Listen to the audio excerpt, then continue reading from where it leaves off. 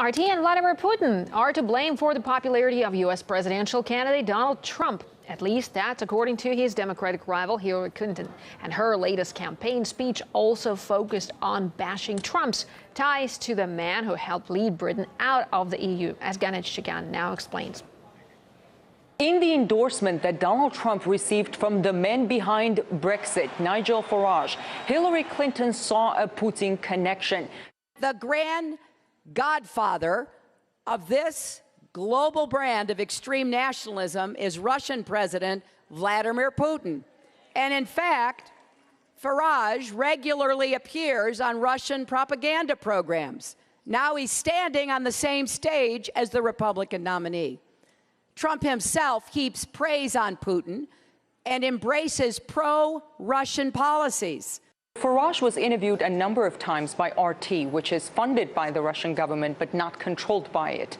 If Farage's appearance on RT is Hillary Clinton's proof of Putin being the godfather of right-wing movements, then Putin must be the godfather of left-wing movements too, as RT repeatedly interviewed the left-wing leader of the British Labour Party, Jeremy Corbyn, anti-austerity former Greek finance minister Yanis Varoufakis, who was against Brexit, by the way. Here in the U.S., RT interviewed Green Party nominee Jill Stein, former Democratic candidate Bernie Sanders. We extensively covered Occupy Wall Street, hardly a right-wing movement. The fact is, we covered many movements which, at their beginning, were hardly noticed by the mainstream media.